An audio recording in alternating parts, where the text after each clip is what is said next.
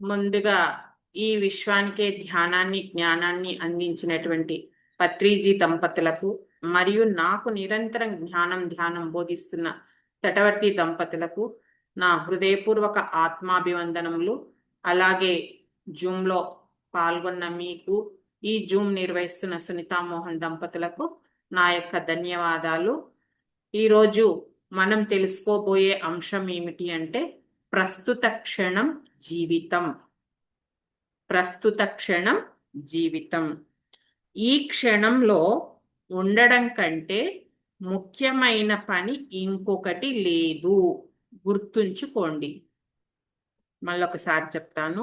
ఈ క్షణంలో ఉండడం కంటే ముఖ్యమైన పని ఇంకొకటి లేదు. గుర్తుంచుకోండి. దీని గురించి మనం తెలుసుకుందాం. ఈ వాక్యం ఏంటి అంటే మన జీవితాన్ని మొత్తాన్ని మార్చగలిగే శక్తి ఉన్న మాట. అంటే ఒక లోతైన సత్యం దాగి ఉంది ఈ మాటలో. దీని గురించి మనం వివరంగా తెలుసుకుందాం. ప్రస్తుత క్షణం అనేది జీవితం యొక్క అసలైన కేంద్రం అన్నమాట. చూడండి, మానవుడి జీవితం మొత్తం కూడా 3 కాలాల మధ్యనే తిరుగుతుంది. ఏంటి? భూతకాలం, భవిష్యత్ కాలం, వర్తమాన కాలం. భూత, భవిష్యత్, వర్తమానాలు. దాన్నే గతము, భవిష్యత్తు, ప్రస్తుతం అని కూడా అనుకుంటాం. కానీ నిజంగా మనం జీవించేది ఏ కాలంలో, మనం ఏ కాలంలో జీవిస్తున్నాం అనేది మనం చూసుకోవాలి. చాలా మంది అనుకుంటాం ఏమంటే గతం నన్ను నిర్వచిస్తుంది, భవిష్యత్తు కోసం నేను పని చేస్తున్నాను అని అనుకుంటారు. ఈ గతం నన్ను నిర్వచిస్తుంది అనే పదానికి మనం తెలుసుకుందాం. ఏంటి అంటే మనల్ని మనం, ఎవరిని వాళ్ళనమాట, గత అనుభవాల ఆధారంగా పరిణితి చేసుకుంటాం. అంటే అక్కడే ఆగిపోతాం. ఇంకా మనల్ని బంధిస్తుంది అని కూడా అనుకుంటాం. ఏంటి? నేను ఇలానే ఉండాలి అని ఫిక్స్ అయి ఉంటాం. దేని మనసులో నిర్ణయించుకొని ఇంకా అలాగే ఉండిపోతాం. నేను ఇంకా వేరే ఇలా మారాలి అని అనుకోరు. అంటే మారే అవకాశం ఉన్నా కూడా మనల్ని మనమే తగ్గించుకుంటాం. ఉంటది మారే అవకాశం మనకి ఇష్టం ఉన్న విధంగా మనం మారే అవకాశం ఉన్నా కూడా మారకుండా మనల్ని మనమే తగ్గించుకొని అక్కడే ఆగిపోతాం. కానీ నిజమేమిటి అంటే నిన్నటి నీవు ఒక కథ మాత్రమే. అంతే కదా? ఈరోజు నీవు ఏదైనా కొత్తగా సృష్టించుకోవచ్చు. నువ్వు ఏది కావాలనుకుంటే అది సృష్టించుకోగల కెపాసిటీ ప్రతి మానవుడికి ఉంది. కానీ మనం అక్కడే గిర్రగీసుకొని ఉంటున్నాం. ఇంకా భవిష్యత్తు కోసం పని చేయడం అంటే ఏంటి అంటే ఒక తెలివిన్న అతను ఏమనుకుంటాడు, ఇప్పుడు నేను చేసేదంతా కూడా, ఏదైతే చేస్తున్నానో, ఏ పని అయితే చేస్తున్నానో అది రేపు బాగుండాలి అని. చేసే పని రేపు బాగుంటుంది అని, రేపటి జీవితం బాగుంటుంది అని. కానీ అజ్ఞాని ఆలోచన ఎలా ఉంటుంది? ఇప్పుడు జీవించడం మానేసి రేపటి కోసం ఆతృత పడుతుంటాడు. జ్ఞాని ఏమో చేసే ప్రతి పని కూడా ప్రస్తుత క్షణంలో జీవిస్తూ రేపటి కోసం చేస్తాడు. ఇప్పుడు జీవించడం అనేది మానేసి అజ్ఞాని రేపటి కోసం మాత్రమే ఆలోచిస్తూ ఉంటాడనమాట. భవిష్యత్ అనేది ఎవ్వరి చేతిలో లేదండి. ఉంటుందా ఎవరి చేతిలో అయినా? ఎవ్వరి చేతిలో ఉండదు. కానీ ఈ ప్రస్తుత క్షణం అనేది ఎవరి జీవితం వాళ్ళ చేతుల్లోనే ఉంటుంది. మనం ఈ క్షణాన్ని ఎలా ఉపయోగించుకుంటే, నీవు ఈ ప్రస్తుత క్షణాన్ని ఎలా ఉపయోగించుకుంటే అదే మీ జీవితాన్ని మారుస్తుంది. నువ్వు మంచిగా ఉపయోగించుకున్నావు అనుకో ఈ క్షణాన్ని, మంచిగా ఉంటుంది. అలా కాకుండా చెడ్డగా వినియోగించావనుకో అలాగే ఉంటుందన్నమాట.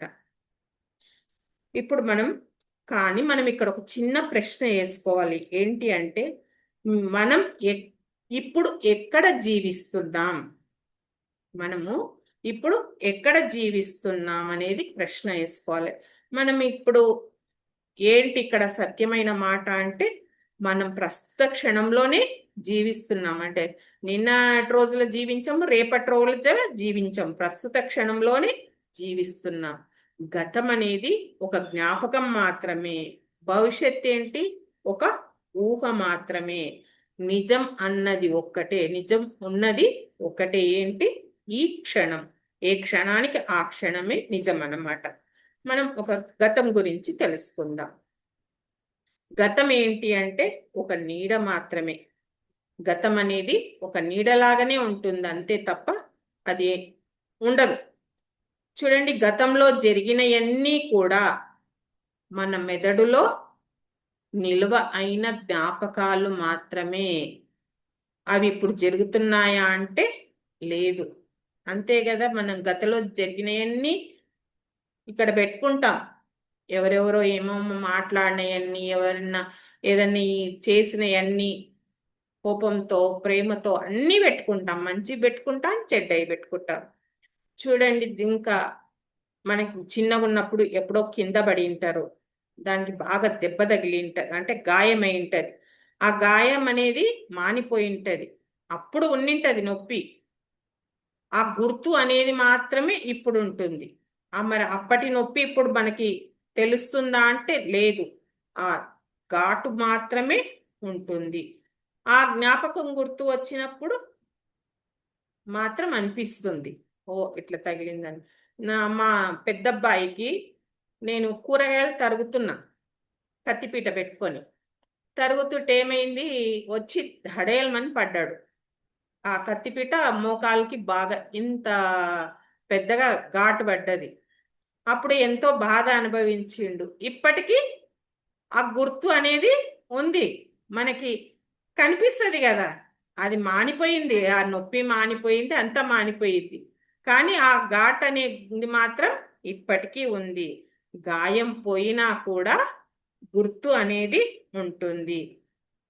గతం అనేది ఒక సినిమా లాంటిది, అంతే కదా.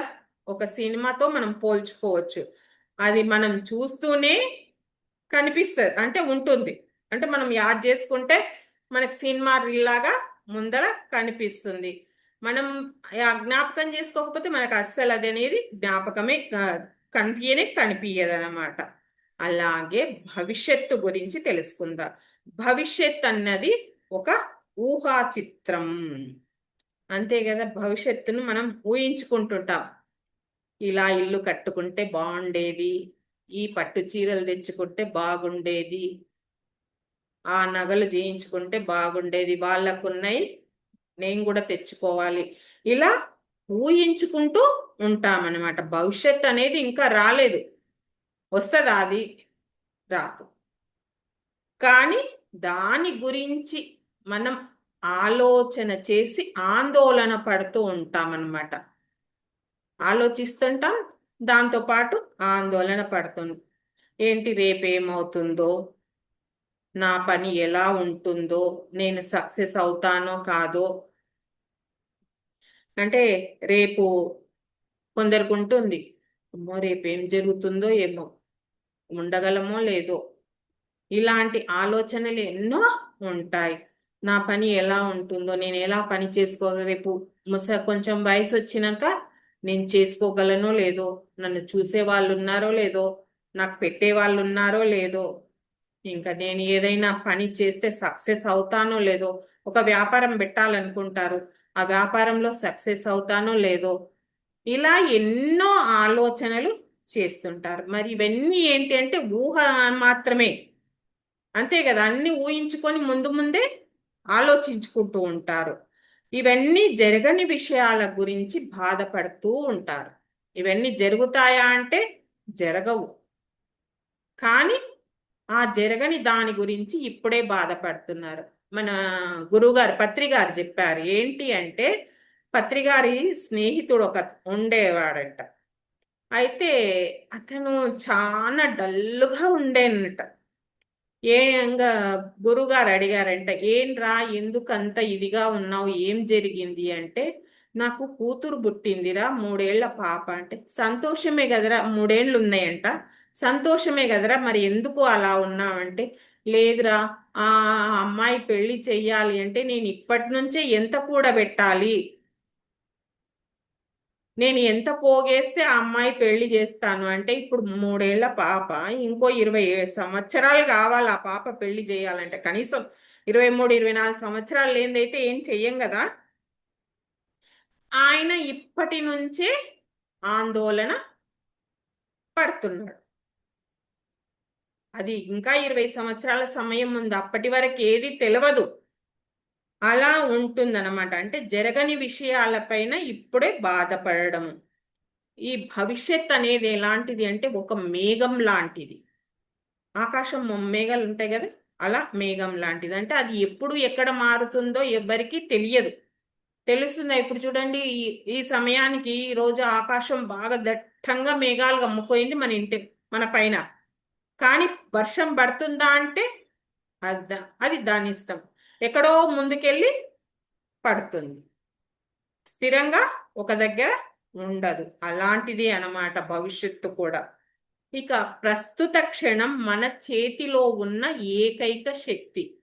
ఈ ప్రస్తుత క్షణం అనేది మనం అంటే ఏ క్షణానికి ఆ క్షణం జీవించవచ్చు అన్నమాట. ఇప్పుడు మనం ఏం చేస్తున్నాం అనే దాన్ని బట్టే మన జీవితం. నువ్వు ఏ పని ఏది చేస్తున్నావో అదే నీ జీవితం అన్నమాట. ఇది ఒక గొప్ప సత్యం అండి, తెలుసుకోవాల్సింది.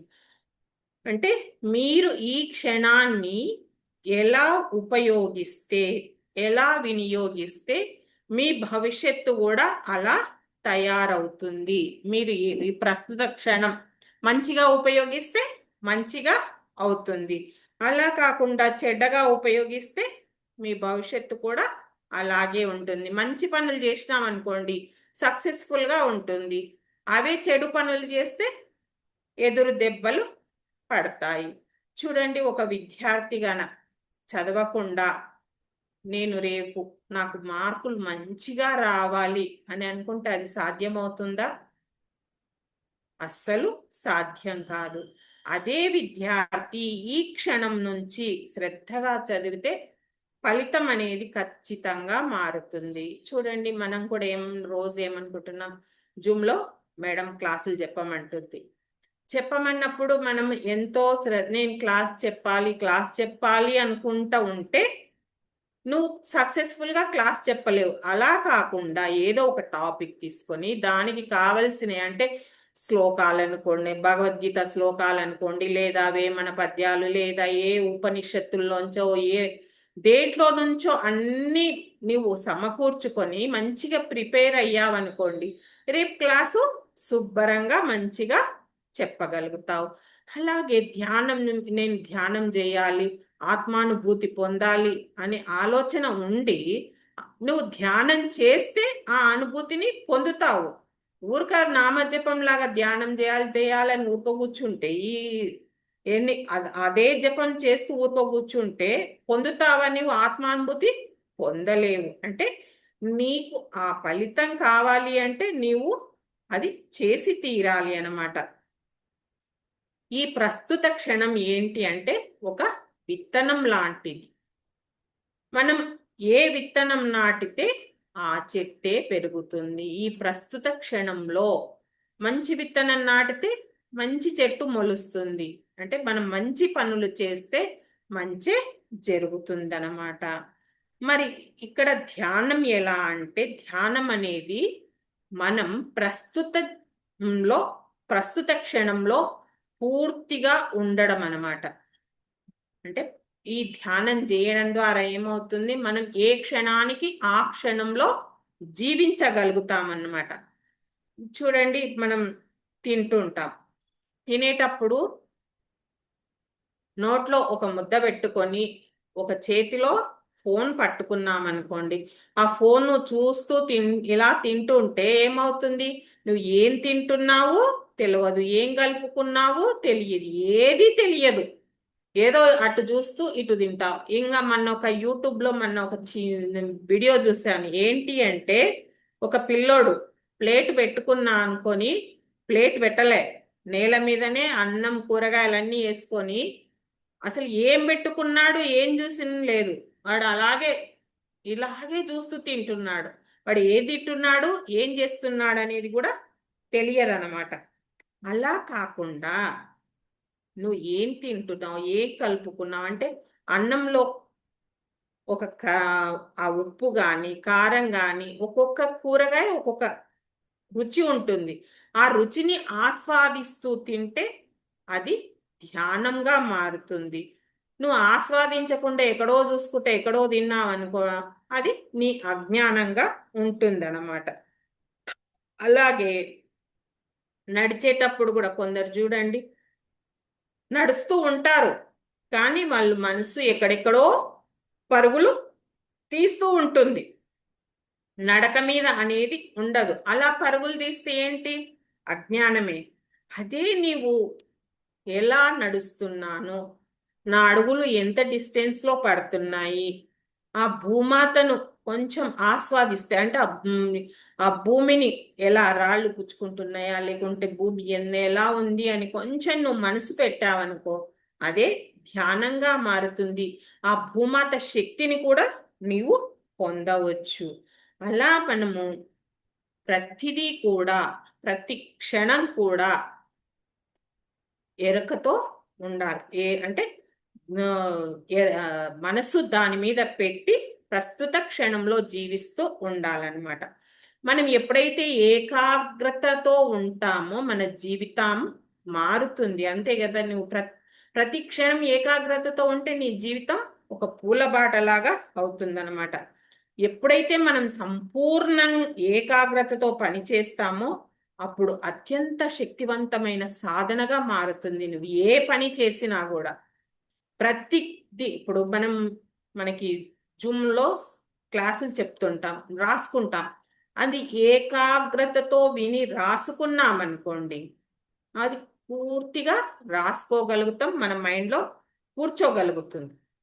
మనం ఆమె చెప్తుంది చెప్పనులే నువ్వు పదం రాసుకొని ఒక పదం రాసుకోకపోయింది, ఆ నోట్స్ కంప్లీట్గా ఉండదు. ఉంటుందా? ఉండదు. అదే నువ్వు ఏకాగ్రతతో చేసుకున్నావు అనుకోండి సంపూర్ణంగా ఉంటుంది. అదే ఒక కూలి ఇల్లు కట్టుకోవాలి అనుకున్నాడు అనుకోండి, ఆ ఇంటికి సంబంధించి మంచి ఓపికతో, అంటే సిమెంట్ ఎంత పోయాలి, ఇసుక ఎంత పోయాలి, నీళ్ళు ఎంత పోయాలి, ఆ ఇటుకలు ఏ విధంగా పేర్చాలి అంటే శ్రద్ధతో ప్రేమతో కనుక ఆ పని చేస్తే ఆ ఇల్లు ఒక కళాఖండం లాగా తయారవుతుంది, మంచిగా ఉంటుంది. అంతే కదా, ఇవన్నీ సమంగా కలిపి చేసినప్పుడు చిన్న చిన్న ఇండ్లైనా సరే ఎంతో అందంగా ఉంటాయి. అలా కాకుండా ఇది నా బాధకు వచ్చిందిరా ఆయన, నేను ఎట్టగట్టాలరా అని ఆ సిమెంటు సరి అయిన కొలతలతో పోయకుండా ఆ ఇటుకలు సమంగా పెట్టకుండా చేశాడనుకో, ఆ ఇల్లు ఏమన్నా నిలుస్తుందా? నిలవదు, అస్సలు నిలవదు. అలాగే మనం వంట చేసేటప్పుడు కూడా మనసంతా దాని మీద పెట్టి చేస్తున్నామనుకోండి, అది ఎంతో బాగా రుచిగా ఉంటుంది. లేకుండా ఎందుకు నా మెడకు పడ్డది అన్నట్టు చేసామనుకోండి, అది పెంట అవుతుంది.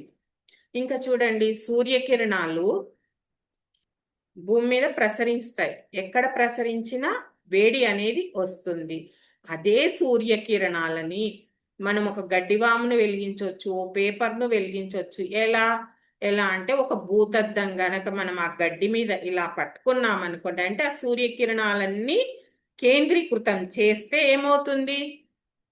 ఆ గడ్డి అంటుకుంటుంది, అంటే అగ్ని అనేది వస్తుంది అన్నమాట. అలాగే మన మనస్సును కేంద్రీకృతం చేస్తే అందమైన జీవితం మనకి ఉంటుంది. అలా కాకుండా చెదిరిన మనసుతో ఉంటే బలహీనమైన జీవితం ఉంటుందన్నమాట. ఇంకా ఆనందం అనేది మనకు బయట ఎక్కడా కాదండి, అంతా మన లోపలే ఉంటుంది. అంటే ప్రస్తుత క్షణంలోనే ఉంటుంది. నీవు ఏ క్షణం ఉన్నావో ఆ క్షణంలోనే ఉంటుంది. చాలా మంది ఏమనుకుంటారు, నేను సక్సెస్ అయితే ఆనందంగా ఉంటాను, నేను ఒక ఫ్యాక్టరీ కట్టి సక్సెస్ అయితే ఆనందం అనుకుంటాడు, బిజినెస్ లో సక్సెస్ అయితే ఆనందం అనుకుంటాడు. కానీ నిజమేమిటి అంటే, నీవు దేనికైనా సరే ఆనందంగా పని చేస్తే, ఆ పనిని ఏ పని చేయాలనుకున్నా ఆ పనిని ఆనందంగా చేస్తే సక్సెస్ అవుతారు. నువ్వు ఆనందంగా లేకుండా ఏదో చెయ్యాలి చెయ్యాలి అని చేస్తే సక్సెస్ కావు.